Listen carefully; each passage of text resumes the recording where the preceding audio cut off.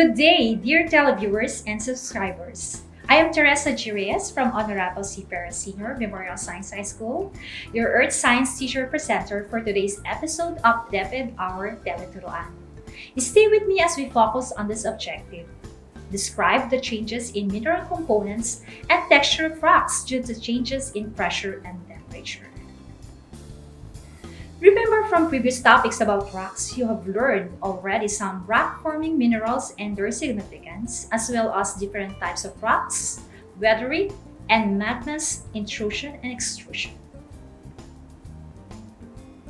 Knowing that rocks are changed when heat or pressure alters the existing rock's physical or chemical makeup in a process called metamorphism, these questions such as how do rocks change and how do grades of metamorphism differ in rocks will guide us to describe the changes in mineral components and texture of rocks in today's lesson. Are you ready? Let us first identify this rock. Yes, this rock is marble, a metamorphosed limestone. How is this possible? Marble is a metamorphic rock that forms when limestone is subjected to the heat and pressure of metamorphism. It is composed primarily of mineral calcite and usually contains other minerals such as clay minerals, micas, quartz, pyrite, iron oxides, and graphite. So, how do rocks change? The type of rock that a metamorphic rock used to be prior to metamorphism is called the protolith. During metamorphism, the mineral content and texture of the protolith are changed due to changes in the physical and chemical environment of the rock, and the minerals need to be stable under the new temperature and pressure conditions.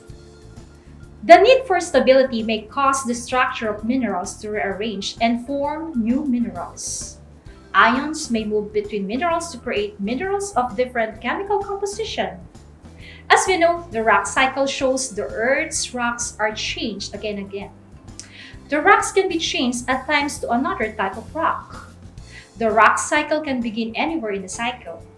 Apparently, metamorphic rocks start off as igneous, sedimentary, or other metamorphic rocks. Take note that there are two main types of metamorphism: contact and regional metamorphism. Contact metamorphism occurs when magma contacts a rock, changing it by extreme heat, whereas regional metamorphism occurs when great masses of rocks change over a wide area due to pressure exerted on rocks at plate boundaries. There are changes that occur in rocks during metamorphism.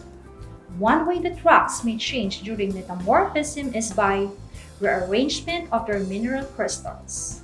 That is, when heat and pressure change the environment of a rock, the crystals may respond by rearranging their structure.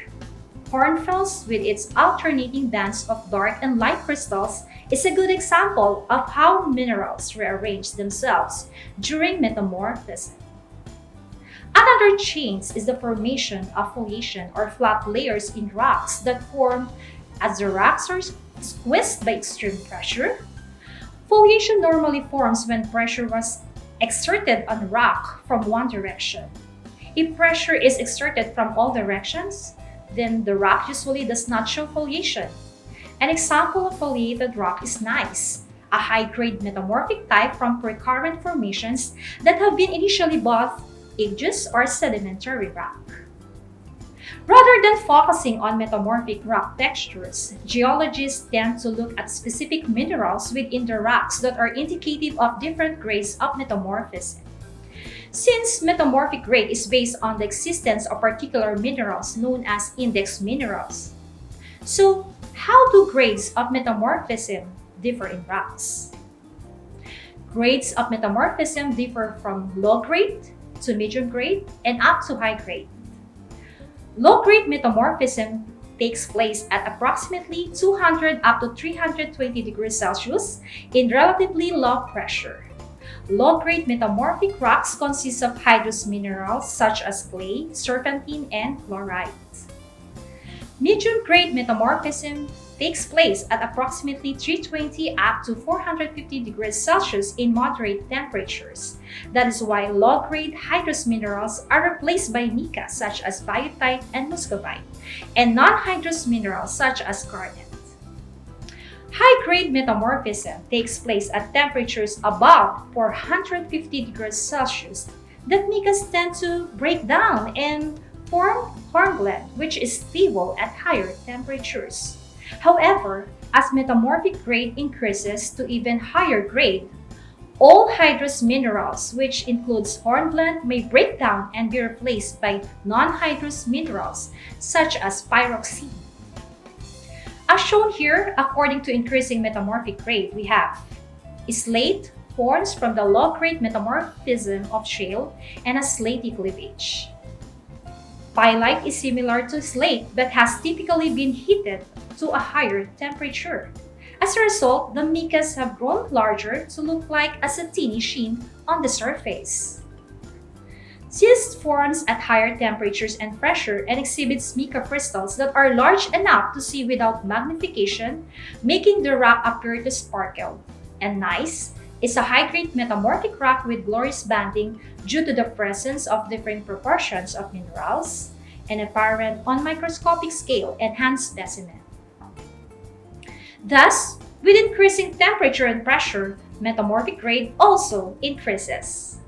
Because each mineral crystallizes within a limited pressure and temperature range, the presence of particular index minerals indicates how much the original rock was metamorphosed. These index minerals include fluorite, epidote, garnet, sterolite, kyanite, and sillimanite. These minerals make good markers of specific ranges of metamorphic conditions. For example, fine-grained crystals of fluorite give the slate its green color. Fluorite is a complex silicate mineral formed during low-grade metamorphism. On the other hand, green crystals of epidote are visible in this sample of unakite. Epidote is a complex silicate mineral formed during low to medium grade metamorphism.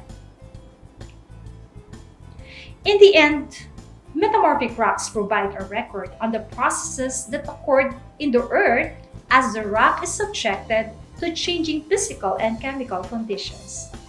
Amazing! Pressure or temperature can even change previously metamorphosed rocks into new types. This gives the geologist literally inside information on what occurs within the earth during those processes. There you have it. I hope you have gained insights about the changes in mineral components and texture of rocks due to metamorphism. Thinking that rocks do change, then we can also be changed to be better versions of ourselves to overcome present challenges in our lives. Again, this is Teresa G. Reyes, your Earth Science teacher here at DepEd Hour Tele-Turuan. Until next time, have a nice day!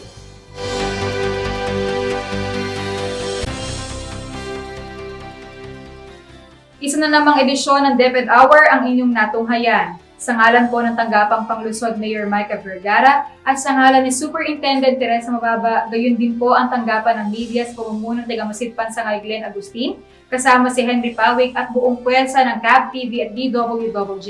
Ako po si Angeline Norin, ang inyong nakasamang mula sa Imelda Integrated School. Mapayapang gabi po sa ating lahat at manatili po tayong ligtas.